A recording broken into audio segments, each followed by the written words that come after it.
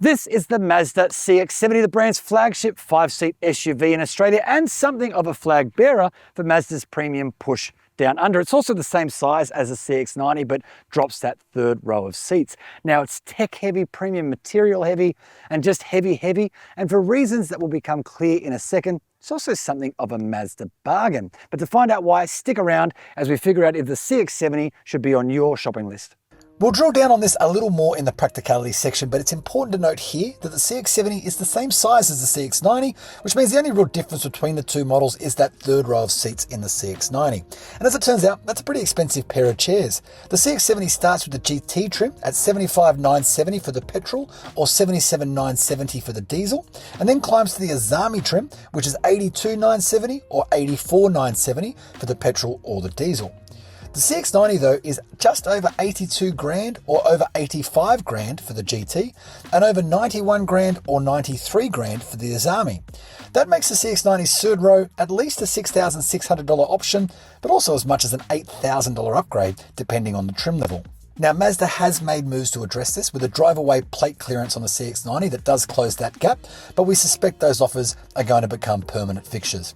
Anyway, Mazda has thrown just about everything they've got at the CX-70. The GT kicks off with plenty of high-end gear, including 21-inch black alloy wheels, adaptive LED headlights, a panoramic sunroof, and a hands-free powered tailgate.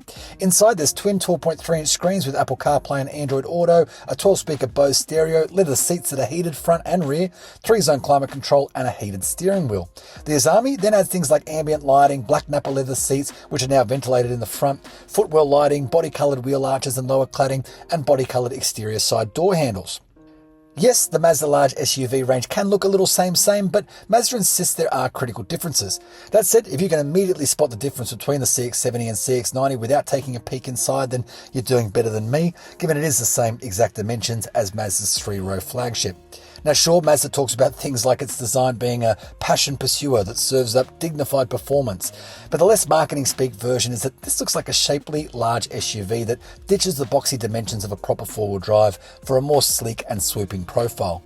And inside, it is a plush and premium feeling space with lovely cabin materials, plenty of tech, and plenty of space. The CX-70 measures a substantial 5,120mm in length, 1,994mm in width, and 1,745mm in height, and it rides on a wheelbase of more than 3 meters. It'll also tow 2.5 tons, and the expansive boot will swallow between 589 litres and 2,015 litres, depending on how you configure the back seat. So big 5-seat car means big space, not just in the boot, but here in the back seat as well. I'm sitting behind roughly my own 175 centimeter driving position. As you can see, I've got miles of knee room, I've got enough headroom, and it really is a place you feel like you can spread out and relax. Although I would say this big intrusive tunnel here is going to impede leg room for the middle passenger.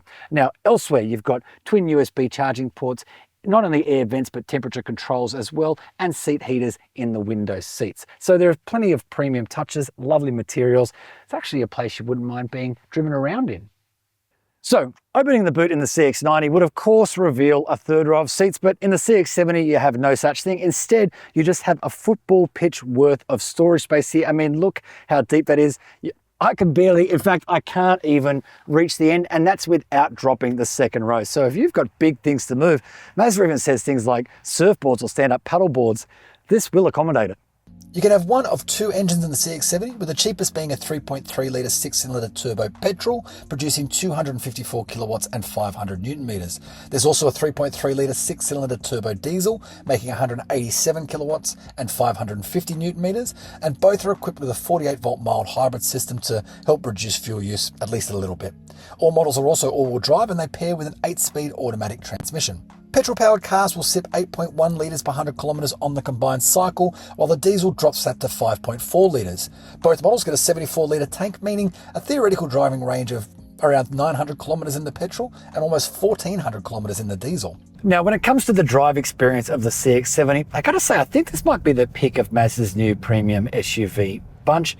I say that for a couple of reasons. The first being that the two big 6-cylinder engines, petrol and diesel, just both feel so perfectly suited to a car that's trying to be in that premium space. There's oodles of power, nice levels of refinement, and that kind of effortless forward progression that you're looking for. But it's also because every one of their new SUVs carries a slightly different suspension tune. The CX-80 is slightly different to this one, the CX-60 is different again, but the CX-70 I think is the best of them. It has a really smooth, really nicely refined, even on sort of rougher road surfaces. But when you do find yourself on a twisty road like we did this morning, there's really nice composure, not a lot of body roll or body movement, and it feels kind of grippy and fun, much more so than you might expect in a car that is both this big and this heavy. But here's the curious quirk. While I was driving the CX-80, which in a weird way this car will kind of compete with despite it having 3 rows of seats, the diesel engine was my pick of the bunch. But in this one, I feel like actually the petrol might be a little bit smoother.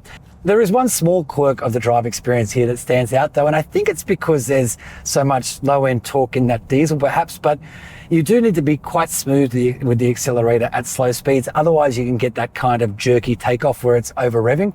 To be honest, it could just be my terrible driving, and perhaps you'll get used to it and adjust your inputs accordingly, but I certainly noticed it. But that is really a fairly small blot on an otherwise pretty clean sheet here. This is a really lovely premium feeling drive. Now, one small caveat to that, we've only had the CX-70 on kind of flowing, fast moving country roads, really only slowing for those kind of tiny towns in the middle. So how it performs in the city, in stop-start traffic, unfortunately I have to wait till we get it through the Cars Guide office for a proper week-long test to answer that question. But so far, I've got to say the signs are very good. The CX-70 hasn't been ANCAP tested, but it does arrive with a pretty stacked safety offering, including a 360-degree view camera, blind spot monitoring, front and rear cross-traffic alert, and 8 airbags, including a knee airbag for the driver. Servicing is not particularly cheap in the CX-70, and the service intervals, at least in the diesel, feel a little short too. Buy that one and you'll be visiting the dealership every 12 months or 10,000 kilometers, and for the first 5 years of ownership, you're looking at $3,298. Petrol cars require servicing every 12 months or 15,000 kilometers, and 5 years will set you back $3,436. The CX-70 is also covered by Mazda's 5-year unlimited kilometer warranty. For mine, the CX-70 is about the pick of Mazda's new premium SUV range, and if you can survive without a third row of seats, it's considerably cheaper than the CX-90 too. Now remember, we've just scratched the surface here, so to read my full review on this car and on all of its rivals, check out carsguide.com.au.